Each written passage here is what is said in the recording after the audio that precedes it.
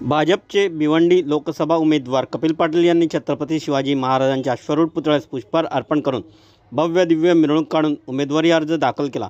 त्यांच्या मिरवणुकीला महाराष्ट्राचे मुख्यमंत्री माननीय एकनाथजी शिंदे व उपमुख्यमंत्री माननीय देवेंद्रजी फडणवीस खास करून उपस्थित राहून जनतेला मतदान करण्यास संबोधित केले। त्याचबरोबर मोठमोठे दिग्गज नेतेही प्रचार रॅलीमध्ये उतरले होते। हजारो कार्यकर्ते मोठ्या उत्साहात सहभागी झाले होते। भिवंडी लोकसभा मतदारसंघाचे महायुतीचे उमेदवार कपिल पाटील यांच्या रॅलीला उतरलेला महायुतीचा जनसागर हा पहिल्यानंतर फॉर्म भरण्याची रॅली आहे, विजयाची रॅली आहे।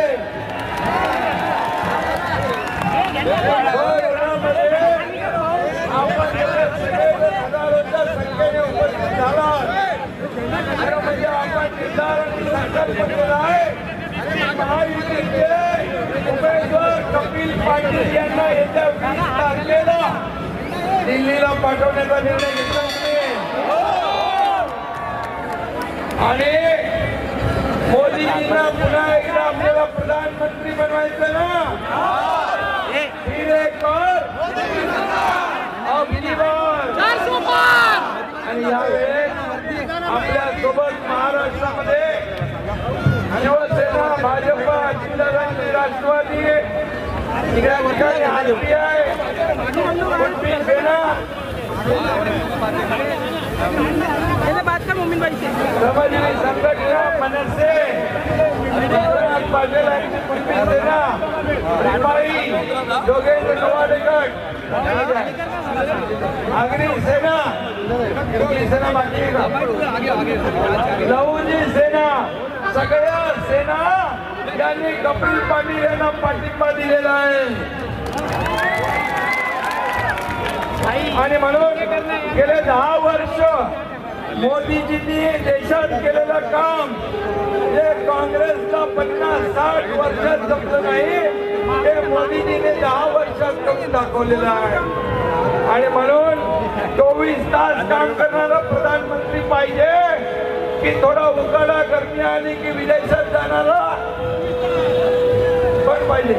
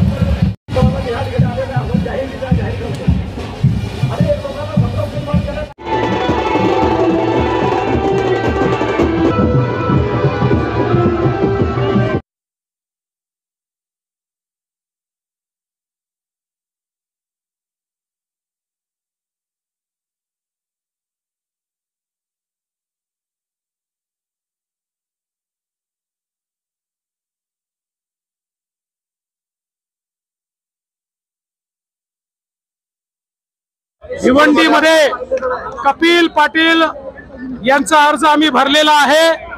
प्रचंड रिस्पॉन्स होता, आपण सगळ्यांनी बघितला आहे। महायुतीच्या मागे आणि मोदीजींच्या मागे प्रचंड जनसमुदाय आहे।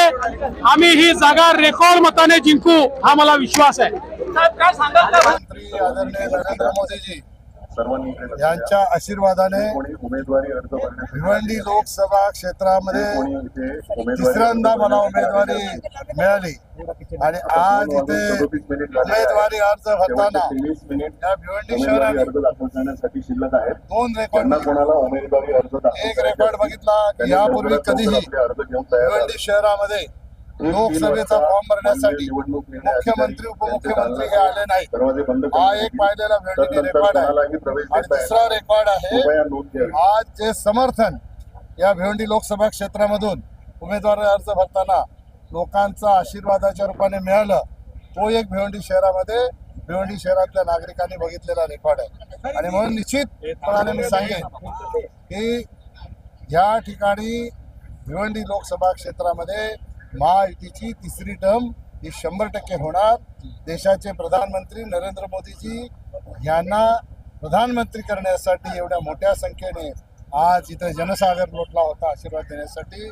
त्यामुळे आम्हाला खात्री आहे की मोदीजी पुन्हा तिसऱ्यांदा प्रधानमंत्री होणार आणि इथे भिवंडीमध्ये तिसऱ्यांदा पुन्हा कमळ फुलणार। मुख्यमंत्री उपमुख्यमंत्री यांनी काय विश्वास दिलाय? येणाऱ्या काळात प्रचारामध्ये पंतप्रधान नरेंद्र मोदी यांची सभा वगैरे भिवंडीत होणार आहे का? निश्चितपणाने आधी 10 तारीख मोदीजींनी सभेची दिली होती, आता ती बदलून 15 तारीख होण्याची शक्यता आहे। 15 तारखेला कल्याण पश्चिम मध्ये भिवंडी लोकसभा क्षेत्रातील कल्याण पश्चिम मध्ये मोदीजींची सभा ही होईल। जनतेला आवाहन करण्यासाठी, जनतेचा आशीर्वाद मागण्यासाठी मोदीजी या ठिकाणी येणार आहेत। मोदीजींची ही हॅट्रिक आहे आणि कल्याणमध्ये येण्याची हॅट्रिक आहे। 2014ला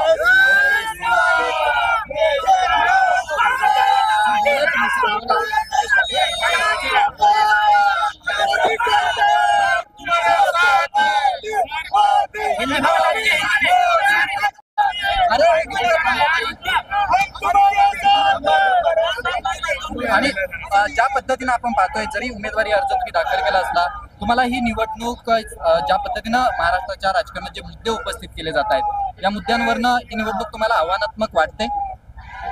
महाराष्ट्राच्या राजकारणामध्ये काय मुद्दे उपस्थित केले जातात हे आपल्याला सगळ्यांना माहिती आहे। आणि मुद्दे कोण उपस्थित करतात?